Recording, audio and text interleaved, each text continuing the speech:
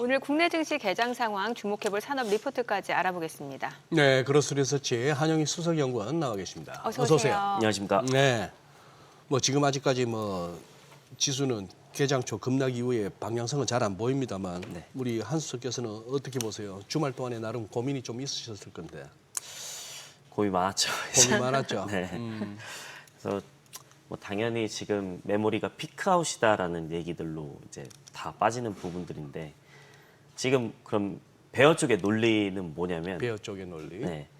그러니까 하이퍼스케일러가 유상증자하고 뭐 마지막 자금 조달인 주식에 손을 댔다 뭐 이런 얘기가 나오곤 있지만 하이퍼스케일러가 비싼 가격에 무한정 사주지 않는다라는 좀 논리에다가 중국 쪽에 뭐 CXMT나 YMTC나 뭐 이런 예. 업체들이 메모리 공급 확대를 하면은 가격 붕괴가 되는 게 아니냐라는 얘기들이 있었고, 그러니까 효율화가 일어나면 좀 수요가 좀 줄어들 수 있지 않냐. 뭐 예를 들어서 뭐 효율이 생기면 굳이 이거 덜 쓰는 거 아니냐. 뭐 이런 얘기들이 나오는 거거든요. 그러면은 예. 27년, 28년에 피크아웃이 되는 게 아니냐. 뭐 이런 논리입니다, 사실은. 저는 너무 걱정하지 않으셔도 될 것 같다라고 좀 생각을 하는 건 뭐냐면 효율화가 과연 수요를 감소시킬까라는 거는 저는 등식이 좀 안 맞다고 생각을 하거든요. 과거에 좀 빗대어서도 보자면은. 그러니까 왜냐면은 우리가 90년대에 뭐가 있었죠? 인터넷이 폭증을 했었다니까 있었잖아요. 예. 네. 그 회선 속도가 상승을 했습니다. 그러면 그때 영상 소비라든지 데이터 사용량이 곱셈으로 증가를 했거든요. 네. 이게. 그다음에 2000년대에는 또 뭐가 있었죠? 모바일 통신에 대한 부분도 있었죠. 이 폭발적인 증가가 있었는데 그 우리 지금 스마트폰 안 쓰나요? 더 많이 쓰고 있죠. 네네. 네, 그래서 뭐 여기서 나타난 것들이 뭐 예를 들어 애플이 아이폰을 출시하고 나서 스마트폰을 뭐 완벽하게 체제로 구축하고 나서 거기서 나오는 앱들이 거의 조단위 기업들이 많이 됐었잖아요. 네. 사실 우리나라 기업으로 보면 뭐 카카오도 그렇죠. 그러면은 모바일 인터넷이나 스트리밍 영상 통화 역시나 폭증했었던 부분들이고, 이게 뭐 경제학에서는 이제 재번세 역설이라고 좀 부르긴 하거든요. 예. 뭐 어려운 말이니까 그냥 넘어가긴 하겠습니다. 그러니까 자연 효율이 좋아지면은 그러니까 사용량이 줄어들지 않고 오히려 폭증한다는 겁니다. 그렇기 때문에 우리가 예전에 증기기관차에 대한 시대를 좀 보자면은 네. 석탄 사용량이 오히려 더 증가를 했었잖아요. 그래서 지금 AI 쪽에서 작동 중인 이제 재번세 역설을 좀 보자면은 이제 HBM3에서 4, 5까지 이제 넘어갈 겁니다. 그럼 대역폭은 더 향상이 되고 토큰당 비용은 하락을 하겠죠. 네. 그다음에 토큰당 비용이 낮아지게 되면은 지금까지 망설였던 기업들도 도입을 할 겁니다. 네. 괜찮은데? 우리도 진입을 해볼까? 그러니까 지금은 토큰당 비용이 너무나 비싸기 때문에 진입을 못하는 기업들이 많거든요. 네. 그러면은 시장 파이 전체가 커지는 구조입니다. 그래서 AI 도입 단계에 대한 수요 증가가 아니라 정착 단계의 폭증이라고 저는 생각을 하고 있거든요. 그래서 지금 중국이 그러면은 메모리를 좀 많이 공급을 하게 된다라고 했을 때는 그러면은 여기서 메모리 가격이 하락하는 게 아니냐 이런 논리들이 있죠. 근데 CXMT나 YMTC 같은 경우에는 CXMT 기준으로 보자면 DDR4 일부랑 DDR5 범용 메모리 양산을 하고 있습니다. 그다음에 YMTC 같은 경우에는 낸드 증설 중이고요. 그러면은 빅테크가 원하는 게 이쪽이냐? 아니죠. HBM하고 LPDDR5 저전력 반도체라든지 첨단 DDR5 이쪽이겠죠. 첨단 노드 기준이겠죠. 그래서 저는 중국이 양산하는 쪽하고는 조금 같은 메모리지만 기술 갭이 완전히 다른 영역이라고 생각을 하거든요. 네. 그래서 메모리가 지금 뭐 하락은 하고 있지만 저는 이게 오래 가진 않을 것이다라고 생각은 하고 있습니다. 당연히 이런 조정들이 있어야 되는 건 맞죠. 네. 그러니까 결국 피크아웃에 대한 논란에 대해서는 크게 신경 쓸 필요는 없다. 네, 저는 굳이 신경 쓰지 않아도 되지 않을까라는 생각은 갖고 있습니다. 네. 오늘 그럼 소개해 주실 산업 보고서는 어떤 내용이에요? 마침 저희가 또 네. 소부장을 가져왔거든요. 반도체 소부장 쪽이요? 예. 네, 좀 이 시기에 저는 또 소부장을 좀 봐야 되지 않을까라는 생각을 하고 있는데 네. 현재 반도체 수급을 좀 보자면은 네. 여전히 메모리나 파운드리 쪽에 대형주에 집중이 되어 있습니다. 그래서 저는 하반기로 갈수록 소부장에 대한 낙수 효과가 좀 확산되는 구간으로 진입할 것이다라고 생각을 하고 있고요. 그동안 반도체 가격이 이익 주도 사이클이었다라고 하면은 네. 이제는 점차 판매량하고 가동률 확대가 되는 국면으로 갈 것이다라고 생각을 하고 있습니다. 자, 왜 그러냐면 디램 가격이 26년 1분기 기준으로 봤을 때 전분기 대비해서 얼마나 올랐느냐? 90% 올랐습니다. 네. 자, 그럼 2분기에도 얼마만큼 올랐느냐? 전분기 대비해 가지고 50에서 60% 추가 상승을 기록했습니다. 자, 그러면은 기저효과라는 게 있잖아요. 네. 기저효과라는 게 1분기는 90% 올랐지만 2분기는 50에서 60% 올랐지만 3분기는 그만큼 또 오를 가능성이 많이 없지 않습니까?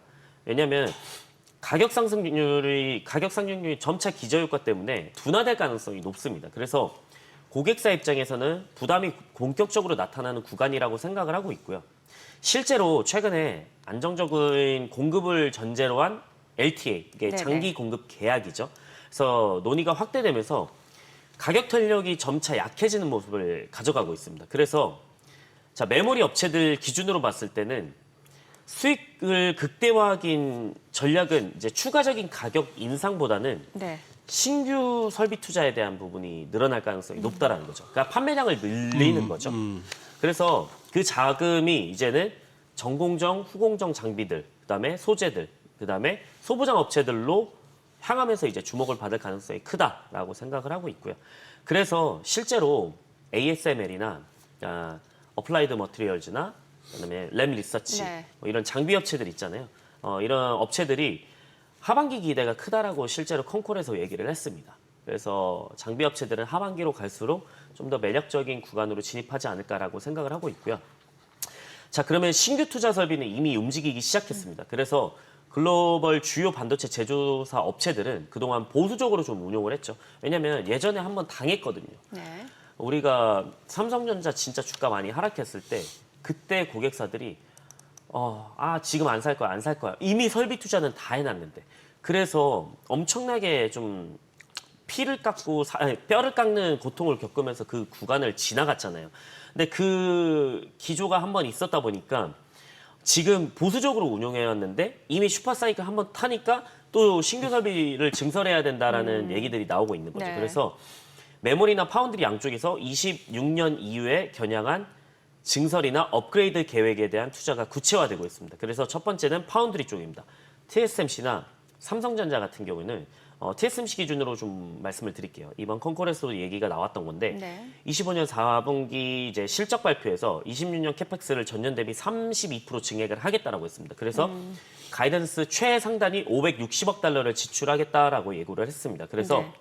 여기서 어느 정도 첨단 패키징에 투자를 하냐면 이제 25년 기준으로 7만 5천 장 수준에서 26년에는 13만 장 수준까지 대폭 확대할 것이라고 얘기를 했습니다. 그다음에 27년에는 14에서 21만 장 수준으로 대폭 확대할 것이다라는 전망치도 우세하게 되었습니다. 그래서 전반적으로는 이제 첨단 패키징 분야에서는 장비주들도 수혜를 받을 것이다라고 생각을 하고 있고요.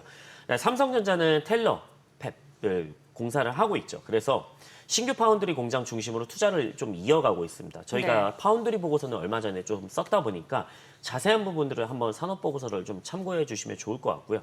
그래서 텍사스 공장, 테일러 공장 같은 경우는 26년 내 가동을 좀 목표로 프로젝트 진행 중입니다. 그래서 전공정, 후공정 전반에 걸쳐서 추가 투자가 좀 수반될 것으로 예상을 하고 있고요. 여기서 소부장 업체들이 좀 기대가 크다라고 생각을 하고 있고요. 자, 파운드리 넘었으니까 이제 네. 디램을 말씀을 드리겠습니다. 삼전, SK 하이닉스, 마이크론이 있죠. 네. 자, 26년 하반기부터 본격적인 신규 라인 셋업 구간에 진입을 했습니다. 그래서 삼성전자 평택 공장 투자를 예상보다 좀 앞당기고 있고 상반기에는 P3, 하반기에는 P4 공정장비 셋업이 이루어질 전망을 하고 있고요. 그다음에 26년 삼성의 디램 투자 규모는 이제 기존 예상치를 좀 상회해가지고 월 9만 장 수준에 달할 것으로 예상을 하고 있습니다. 그다음에 P5 공장도 작년까지만 하더라도 이게 골조 공사가 진행이 되지 않고 네. 그 완전히 그냥 그 땅밖에 없었거든요. 예. 그래서 지금 평택가 보시면은 P5 공장이 빠르게 올라오고 있긴 하거든요. 그래서 가동 시점도 28년에서 27년 하반기로 앞당겨질 가능성이 좀 높다라고 라고 생각을 하고 있고요. 그다음에 하이닉스 같은 경우는 HBM 중심 투자를 좀 유지를 하고 있습니다. M15X 공장이 있죠. 근데 네. 당초에 HBM 전용 팹으로 계획을 했으나 일반 디램도 일부 포함한 형태로 지금 증설을 진행 중입니다. 그래서 내년까지는 70에서 80K 수준의 장비 반입이 이루어질 계획을 갖고 있고요. 그다음에 용인의 Y1 공장 클린룸 오픈 시점도 27년 5월이나 27년 상반기 중에 조기 오픈 가능성이 지금 좀 거론이 되고 있습니다. 그다음에 전방 수요 고려 시에는 Y2 곡장 착공 시에는 Y1 가동 이전에 시작될 가능성이 좀 높다라고 생각을 하고 있고요. 네, 마이크론은 조금 느리긴 합니다. 지금. 그래서 최근에 이제 대만 PSMC P5 팹을 인수하면서 리드 타임을 좀 앞당기고 있거든요. 그래서 27년부터는 본격적인 공간 확보를 나설 계획을 좀 갖고 있고요. 그다음에 미국 아이다호에 건설 중인 ID1 공장 같은 경우에는 27년 2분기에 완공 이후에 본격적인 투자가 좀 시작될 예정입니다. 그다음에 낸드를 말씀드리겠습니다. 낸드는 삼성전자 있고요. SK하이닉스 솔리다임이 있고요. 그다음에 마이크론, 키옥시아가 있습니다. 그래서 삼성전자 하이닉스 둘 다 이제 중국 쪽에서 이제 증설을 좀 진행 중이고요. 삼전 같은 경우에는 중국 시안 공장을 중심으로 고난수 낸드를 좀 집중을 하고 있다라고 말씀을 드리겠고요. 그다음에 하이닉스나 솔리다임 같은 경우는 이제 다롄 공장에 중심으로 지금 고난수 전환을 하고 있다라고 말씀드리겠고, 네, 마이크론 같은 경우 얼마 전에 싱가포르 공장을 네. 착공하겠다고 얘기를 했잖아요. 네. 그래서 해당 라인은 28년부터 본격 양산에 돌입할 계획이다라는 내용을 갖고 있습니다. 그다음에 키옥시아 같은 경우에는 최근에 주가 상승률이 굉장히 좋았죠. 그래서 요카이치 팹의 30K 규모 증설 진행 중이고요. 27년에는 키타카미 팹에서 332단 낸드를 양산을 하겠다라고 얘기를 했습니다. 자, 그러면 우리가 봐야 될 거는 뭐냐? 지금 소부장에서 저희가 봤을 때는 이제 반도체 장비주에 좀 많이 좀 집중을 해야 된다라고 생각을 하고 있습니다. 왜 그러냐면 소재 업체들 같은 경우는 장비 반입이 시작되고 나서 그 다음에 소재를 쓰는 거잖아요. 아하. 그러다 보니까 네. 지금 선투자가 진행되는 부분들은 아마 장비주에 집중될 가능성이 높다라고 생각을 하고 있습니다. 그래서 이번 저희가 보고서에서 좀 말씀드리고 싶은 부분들은 뭐냐면 장비주는 소재보다는 밸류를 좀 적게 받습니다. 왜 그러냐면 장비주는 일회성이라는 인식이 있기 때문입니다. 한번 장비 반입하고 나면은 이제 또 추가 발주가 이루어지지 않다라는 내용들 때문에 소재는 그렇진 않잖아요. 그렇죠. 소모품이다 보니까 계속 쓸 수밖에 없는 거잖아요. 그래서 밸류가 좀 낮아지고 있는데 이게 선별적인 투자가 굉장히 어렵거든요. 어디는 또 들어가고 어디는 빠지고 이런 네. 부분들이 주가 상승에는 주가에 대한 선별적인 투자는 좀 어렵다 보니까 저희가 말씀드리고 싶은 거는 ETF를 좀 소부장에서 ETF를 담으시는 것도 하나의 방법이지 않을까. 왜냐하면 퇴직연금 계좌에서도 또 좀 굴릴 수 있다 보니까 그런 부분들을 좀 말씀드리고 싶은 거고요. 그럼 저희가 조금 더 선별적인 투자를 했을 때 어디를 좀 봐야 될까라는 걸 봤을 때 PSK 홀딩스, 그 다음에 VM이라는 업체를 저희가 선정을 했습니다. 네. PSK 홀딩스 같은 경우에는 이제 디램이나 HBM이 미세화에 따른 이제 그 일감이 늘어납니다. 그래서 스트립 세정 장비 업체이기는 한데 이게 뭐냐면 동사 핵심 제품이 좀 있습니다. 그러니까 드라이 스트립이 있고 그다음에 드라이 클리닝 장비, 그다음에 후공정에는 디스컴이라는 장비가 있고요. 그다음에 리플로우 장비가 있습니다. 이제 건식 스트립, 드라이 스트립 같은 경우에는 뭐냐면 포토레지스트를 태워서 없애버리는 장비입니다. 그래서 원래는 이게 습식 장비가 대부분 줄을 이루잖아요. 근데 이게 식각 공정에서는 그러니까 물 같은 액체로 이걸 씻어내는 거잖아요. 근데 이게 건식으로 진행된다 보시면 될 것 같고요. 세정 장비 같은 경우는 이렇게 웨이퍼 표면에 오염 물질들이 있습니다. 이거를 제거해야지 양품이 나오기 때문에 분량이 안 나오고 양품이 나오기 때문에 세정 장비가 좀 중요하고, 그다음에 디스컴이라는 장비는 뭐냐면 패턴 찌꺼기를 살짝 태워가지고 깨끗하게 하는 장비입니다. 이게 후공정에 드러나는 거고요. 그다음에 리플로우 장비라는 게 있습니다. 이게 솔더볼, 이게 범프를 녹여가지고 둥글게 재형성하는 좀 장비거든요. 그래서 여기에 들어가는 건식 스트립하고 세정 부분에서는 PSK 홀딩스가 글로벌 탑티어 기술력을 좀 보유를 하고 있습니다. 그래서 시장 점유율을 굉장히 크게 좀 보유를 하고 있고요. 특히나 이 드라이 스트립 같은 경우는 고객 인증 기간이 굉장히 깁니다.